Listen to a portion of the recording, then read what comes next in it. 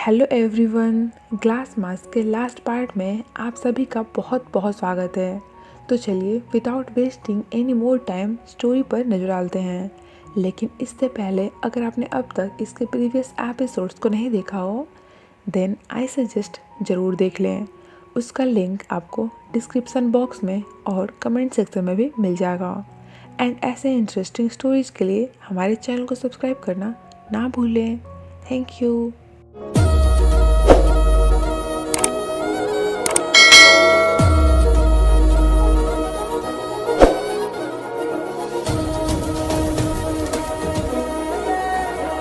Episode की शुरुआत में रात अपने लोगों से लाबेल इंस्टीट्यूशन के पिछले 15 से 20 सालों का एम्प्लॉयमेंट रिकॉर्ड चेक करने को कहता है, जो मिसेस वादी और डॉक्टर गोसन के ज़्यादा क्लोज रहे हों।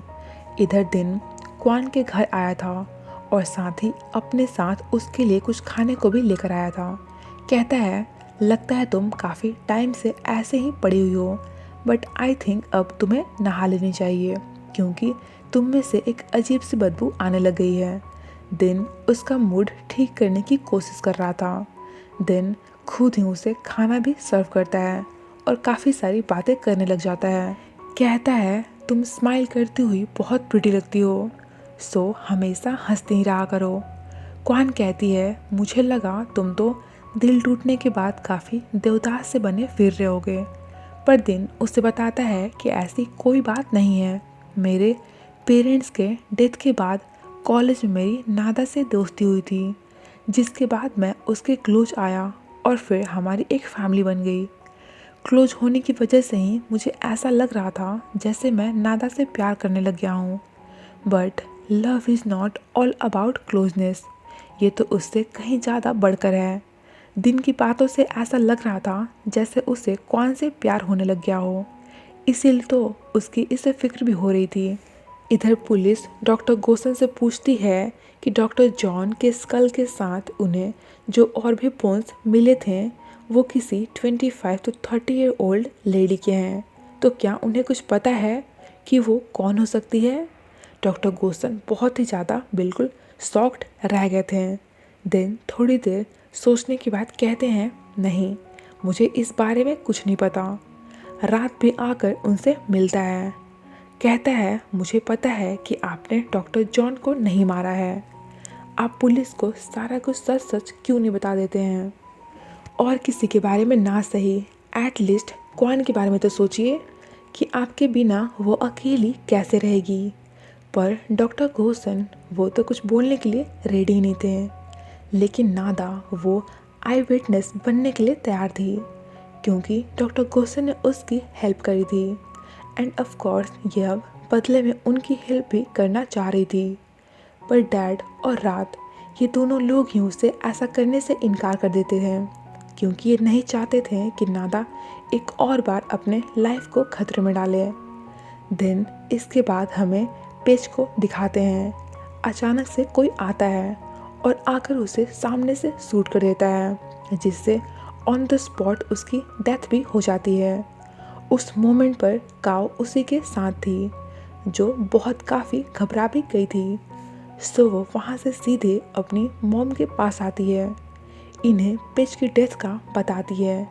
पर इनके स्माइल से हम व्यूअर्स को क्लियरली ये पता लगता है कि पेज के डेथ के पीछे इन्हीं का हाथ है। खुद पर गोली चलाने का बदला इन्होंने उसकी जान लेकर ली थी। फिर डॉक्टर गोसन इन्हें बताते हैं कि पुलिस के हाथ वो पुरानी हड्डियाँ लग गई हैं, सो तुम थोड़ा केयरफुली रहना, कहीं वो सारा कुछ फाइंड आउट ना कर लें। इधर इनके हाथों एम्प्लॉयमेंट रिकॉर्ड लग गए थे। उनमें से कोई छोटा था तो कोई मोटा था और कोई कुछ ज़्यादा ही ओल्ड था, सिवाय नाम थिफ के। उनकी हाइट, कलर, कॉम्प्लेक्शन सब कुछ मिसेस वादी की तरह ही था। इसके बाद सूत्रों से पता करने पर यह बात मालूम पड़ती है कि नाम थिफ और डॉक्टर गोसन दोनों कॉलेज में साथ पढ़ा करते थे और काफ़ी क्लोज भी थे। इट मीन्स इनकी ज़रूर कोई ना कोई इन्वॉल्वमेंट रही होगी। मे बी हो सकता है नाम थिफ ही आज की प्रेजेंट मिसेस वादी हो, क्योंकि और किसी का हो पाना तो पॉसिबल नहीं लग रहा है। इसके बाद अपने बच्चों की पुरानी पिक्चर्स दिखाते हुए रात के डैड डॉक्टर गोसन से कहते हैं कि मुझे याद है जब हमारे बच्चे काफ़ी छोटे थे तभी हम दोनों की वाइफ का डेथ हो गया था। उस टाइम पर मिसेस वादी सभी बच्चों का कितना अच्छे से ख्याल रखा करती थी। वो काफ़ी काइंड हार्टेड लेडी थी, सभी लोगों की ही बहुत केयर करती थी। पर करेंट का सीन तो कुछ और ही है। अगर तुम कुछ जानते हो तो फिर बता क्यों नहीं देते। पर डॉक्टर गोसन वो तो वहाँ से बिना कुछ बोले ही चले आते हैं और उनको बहुत बुरा और काइंड ऑफ काफ़ी गिल्ट भी फील हो रहा था। इसके बाद मिस्टर थन इन लेडी के पास आते हैं। गुस्से में तो थे ही, ऑफ कोर्स होंगी भी, क्योंकि इनके इकलौते बेटे की जान जो चली गई थी तो गुस्सा होना लाजमी था। कहते हैं तुमने मेरे बेटे को क्यों मारा और उन पर अटैक कर देते हैं। लेकिन इन मोमेंट पर वहाँ पर रात आ जाता है और उन्हें बचा लेता है। देन इसके बाद ये मिस्टर थन इन्हें वार्न भी करते हैं कि वे लोग गलत औरत का साथ दे रहे हैं। वो जितनी सीधी दिखती है उतनी है नहीं, बहुत काफ़ी डेंजरस है, सो तुम लोग उससे बच के ही रहना। दूसरे साइड ये लेडी सिटी छोड़कर भागने की तैयारी में थी। अपने लाबेल इंस्टीट्यूशन के सारे शेयर्स को बेच रही थी। मीनवाइल क्वान अपने डैड से मिलने के लिए आती है। काफ़ी सैड लग रही थी और उनसे रिक्वेस्ट भी करती रहती है कि आप सबको सच्चाई क्यों नहीं बता देते हैं। पर इनका प्यार वो तो इतना ज़्यादा सच्चा है कि चाहे जैसा भी हो अपनी बेटी की बातों को भी नहीं सुन पा रहे थे, जिससे क्वान बहुत ज़्यादा अपसेट हो जाती है और रोने लग जाती है। लेकिन दिन उसके साथ था जो उसे संभाल रहा था। इधर रात और उसके डैड आकर डॉक्टर गोसन को उस मरे हुए लोगों की पिक्चर्स दिखाते हैं जिन्हें मिसेस वादी ने मारा था और कहते हैं कि क्या आप अभी भी उन्हीं की साइड पर रहोगे। देन उस बोन्स के पिक्चर को उन्हें दिखाते हैं जो पुलिस को उन्हीं के जू से मिला था, जिसे यूँ देखकर डॉक्टर गोसन पास्ट की बहुत सारी बातें याद करने लगते हैं, जिससे उनकी तबीयत भी थोड़ी बिगड़ सी जाती है। तो वहीं दूसरे साइड क्वान को फुल सैड पूरे टेंशन में देखकर नादा उसे बताती है कि डॉक्टर जॉन की डेथ के पीछे डॉक्टर गोसन का कोई हाथ नहीं है। वो तो उस वक्त पर वहाँ थे भी नहीं। उन्हें तो मिसेस वादी ने मारा है, जिनकी ऊपर से लेकर नीचे तक पूरी की पूरी आइडेंटिटी ही झूठी है। ये दोनों इस बारे में जानकर फुल शॉक्ड थे। देन क्वान नादा से रिक्वेस्ट करने लग जाती है कि वो प्लीज़ उसकी हेल्प करे और डॉक्टर जॉन के मर्डर की आई विटनेस बनने के लिए रेडी हो जाए। आगे हमें मिसेस वादी की फेक मिसेस वादी को टसन में गन के साथ कहीं बाहर जाते दिखाते हैं एंड ये सब कुछ काओ देख लेती है। इधर दिन इन दोनों लड़कियों के साथ पुलिस स्टेशन जा रहा था, जहां नादा अपना स्टेटमेंट दे दी और डॉक्टर गोसन को बचाने की कोशिश कर सके। बट बीच में ही होता ये है कि जानबूझकर एक गाड़ी उनके गाड़ी के आगे आ जाता है और फिर फालतू में ही दिन से बहस करने लगता है। लाइक तुम देखकर गाड़ी क्यों नहीं चला रहे थे, मुझे बेफिजूल में ही टक्कर मार दिया, अब तो मुझे इसके बदले पैसे भरो। दिन इन गर्ल्स को एक साइड पर जाकर वेट करने कहता है, जिससे कि वो इस मैटर को सॉर्ट आउट कर सकें। और फिर क्योंकि ये सब कुछ इस डेंजरस लेडी की प्लानिंग थी तो फिर वो बारी बारी कर इन दोनों गर्ल्स को किडनैप कर लेती हैं। प्लानिंग तो इन्होंने काफ़ी अच्छी करी थी। इनका काम होते ही दिन की प्रॉब्लम भी खुद ही सॉल्व हो जाती है, क्योंकि ये लोग उन्हीं के लोग थे। अब दिन जाकर हर तरफ उन दोनों को खोजता है, जहां उसे वो तो नहीं पर उनका पड़ा बैग ज़रूर मिल जाता है। इसके बाद सब लोग काफ़ी टेंशन में सीसीटीवी फुटेज चेक कर रहे थे। इतने में काओ इन्हें बताती है कि वो लेडी अपने साथ गन लेकर घर से बाहर निकली है। ये जानकर सभी और भी ज़्यादा टेंशन में आ गए थे। मिसेस वादी दोनों लड़कियों को अपने साथ लिए वहीं जू वाले लोकेशन पर जा रही थी। इधर रात के डैड डॉक्टर गोसन को बताते हैं कि मिसेस वादी ने नादा और काओ उन दोनों को ही किडनैप कर लिया है, जो सुनकर इनकी भी हालत ख़राब हो रही थी। रात के डैड कहते हैं, मैं एक फादर हूँ और अपने बेटे के लिए कुछ भी कर सकता हूँ। तुम्हारा क्या? क्या तुम अपनी बेटी को इतना सा भी प्यार नहीं करते हो? अब तो हमारे साथ चलो, हम सभी को मिलकर उन्हें बचाना होगा। इधर ये जू तक पहुंच चुकी थी और नादा को गन पॉइंट पर लेकर कहीं जा रही थी। इतने में ड्रोन की हेल्प से पुलिस इनकी लोकेशन का पता लगा लेती है, जहां तुरंत ही दिन पहुंच जाता है और फिर क्वान को बचा लेता है। एटलीस्ट अब एक तो सेफ थी। दूसरे साइड ये लेडी नादा को मगरमच्छों के पॉन्ड तक लेकर आती हैं। नादा इन भूखे मगरमच्छों को देखकर और भी ज़्यादा डर जाती है, काफ़ी घबरा सी गई थी। लेकिन इससे पहले कि उसके साथ कुछ भी गलत हो पाता, सभी वहाँ पर पहुँच चुके थे। डॉक्टर गोसन कहते हैं, नामथिफ तुम उसे जाने दो। ये लेडी हैरान थी कि तुम मुझे नामथिफ क्यों बोल रहे हो, मैं वादी हूँ। इस पर डॉक्टर गोसन कहते हैं, अब लोगों को हर्ट करना बंद करो। ऑलरेडी हमने बहुत गुनाह कर लिया है, तुम भी सरेंडर कर दो। इन बिटवीन नादा खुद को उनके चुंगल से बचा लेती है और डॉक्टर गोसन उन्हें समझाना कंटिन्यू रखते हैं। तभी काव का डीएनए रिपोर्ट भी आ जाता है, जिससे ये प्रूफ हो जाता है कि ये लेडी जो सामने में खड़ी हैं और ख़ुद को उसकी मॉम बोल रही हैं, वो रियल में उसकी मॉम है ही नहीं। उसकी मॉम तो आज से 20 साल पहले ही मर चुकी हैं, जिससे काव इन लोगों पर बहुत गुस्सा करती है। एक तो ये फेक लेडी जिसने उसकी मॉम की जगह ली, और दूसरा डॉक्टर गोसन जिन्होंने उन्हें उसकी मॉम का ट्रांसफॉर्मेशन दिया। साथ ही कहती है, इसी रीज़न से आप मुझे कभी एक माँ का प्यार नहीं दे पाई। आप लोगों ने मिलकर मेरी मॉम को मार डाला। काव इतने ज़्यादा गुस्से में थी कि वो गन निकाल लेती है, बट रात बीच में आकर उसे कुछ भी ऐसा गलत करने से रोक लेता है। लेकिन गोली तो चलती है, जिसे डॉक्टर गोसन खुद के ऊपर ले लेते हैं और गोली चलाने वाले दूसरे कोई और नहीं मिस्टर थनी थे, जिन्होंने अपने बेटे के मौत का बदला लिया था। डॉक्टर गोसन की हालत बहुत ख़राब लग रही थी, लेकिन तब भी वो नामथिफ की फिक्र करते हुए उसे सरेंडर कर देने को कहते रहते हैं। इस पर नामथिफ कहती है, तुम्हें क्या लगता है मैं जेल में सड़ना पसंद करूँगी? कभी नहीं। एंड ये कहकर वो सभी के सामने पॉन्ड में कूदकर भूखे मगरमच्छों का भोजन बन जाती है, जिसे यूं देखकर कोई भी हैरानी हो जाता। तो यहाँ पर फेक मिसेस वादी नामथिफ का चैप्टर दी एंड हो जाता है।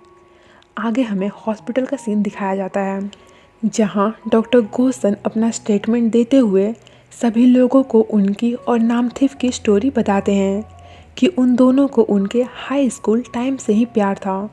हमने ग्रेजुएशन के बाद शादी की प्लानिंग की थी, लेकिन मैं अपनी फैमिली को बहुत कोशिश के बाद भी नहीं मना पाया और मेरी किसी और से ही शादी कर दी गई। देन बहुत टाइम के बाद हम अगेन लाबेल इंस्टीट्यूशन में मिले। उस टाइम तक क्वान की मदर का डेथ हो गया था। वो मेरी वजह से ही इस हॉस्पिटल में आई थी एंड हम दोबारा से साथ हो गए। देन कुछ टाइम के बाद मिसेस वादी के हस्बैंड की डेथ हो गई, जिसके बाद उनकी प्लेस पर मिसेस वादी को हॉस्पिटल की सारी रिस्पॉन्सिबिलिटी लेनी पड़ गई। लेकिन उनके लिए ये सब कुछ अकेले मैनेज कर पाना बहुत टफ था, तो मैं उनकी हेल्प कर दिया करता था। पर हमें साथ देखकर नामथिफ को बिल्कुल भी अच्छा नहीं लगता था। वो ओवर पॉजिटिव थी एंड अक्सर इस बात को लेकर हमारा झगड़ा भी हो जाया करता था। एक दिन ऐसे ही हम अपना वर्क डिस्कस कर रहे थे कि तभी मिसेस वादी की अचानक से ही तबीयत बिगड़ जाती है। उस मोमेंट पर नामथिफ हमें देखकर कुछ मिसअंडरस्टैंड कर लेती है एंड वो गुस्से वाली तो थी ही, बट उस दिन उसका गुस्सा कुछ ज़्यादा ही बढ़ गया था। मिसेस वादी पर गन पॉइंट आउट कर देती है। देन उसे रोकने के चक्कर में और हमारे छीना झपटी में सडनली बाय मिस्टेक गोली चल जाती है, जो जाकर डायरेक्ट मिसेस वादी को लगती है और उसी वक्त ऑन द स्पॉट उनकी डेथ भी हो जाती है। गोली मुझसे चली थी, मैंने ही उनकी जान ले ली। इस पर ये लोग कहते हैं वो बस एक एक्सीडेंट था, आपने जानबूझकर थोड़ी ना उनकी जान ली थी। देन डॉक्टर गोसन अपनी स्टोरी कंटिन्यू रखते हुए इन्हें बताते हैं कि हमने मिसेस वादी की डेथ के बाद उनके बॉडी को मगरमच्छों के हवाले कर दिया। नामथिफ नहीं चाहती थी कि मुझे कोई सज़ा मिले या फिर मैं जेल जाऊं, और लाबेल इंस्टीट्यूशन को मिसेस वादी की ज़रूरत थी। तो उसके जिद करने पर मैंने उसकी प्लास्टिक सर्जरी कर उसका लुक चेंज कर दिया, और तब से नामथिफ मिसेस वादी की ज़िंदगी जीने लग गई। यही थी मेरी अब तक की पूरी कहानी जो मैंने आप लोगों को सुना दी। आई एम हैप्पी कि फाइनली सब ओवर हो गया। इधर हमें डॉक्टर जॉन का वीडियो क्लिप दिखाते हैं जिसमें डॉक्टर जॉन कह रहे थे कि रियल मिसेस वादी अपनी बेटी से बहुत प्यार करती थी, पर यह लेडी तो उसे मारना चाह रही थी। सो दैट मैंने अपनी क्यूरियोसिटी में उनका डीएनए टेस्ट किया, जिसका रिजल्ट ये था कि उन दोनों का डीएनए मैच ही नहीं कर रहा था। इट मीन्स कि ये जो लेडी हैं वो तो काव की मॉम है ही नहीं, कोई और ही है। वेल, आगे डॉक्टर गोसन क्वान से कहते हैं कि जब मैंने एक्सीडेंटली मिसेस वादी की जान ले ली थी, मैं काफ़ी डर गया था कि मुझे तुमको अपनी 5 साल की बेटी को अपने पीछे अकेले छोड़कर जेल जाना पड़ेगा। आई अग्री कि मुझसे बहुत गलतियां हुई हैं, पर नामथिफ ने उसे छुपाकर मुझे तुम्हारे साथ रहने का 20 साल दिया, जिससे कि मैं अपनी बेटी को बड़ा होते और एक अच्छी डॉक्टर बनते देख पाया। उसने मेरी इतनी बड़ी हेल्प की थी, सो दैट मुझे भी उसकी हेल्प करनी पड़ी। भूलना मत कि मैं तुमसे बहुत बहुत प्यार करता हूँ। इधर नादा और काव में दोस्ती हो जाती है। दोनों एक दूसरे को समझने लग गई थी, एंड काव अपने लाइफ को एक नए तरीके से स्टार्ट करने का डिसाइड कर ली थी। वेल, आगे दिन क्वान के क्लिनिक आता है। कहता है मेरे फेस का सर्जरी कर मुझे थोड़ा हैंडसम बना दो।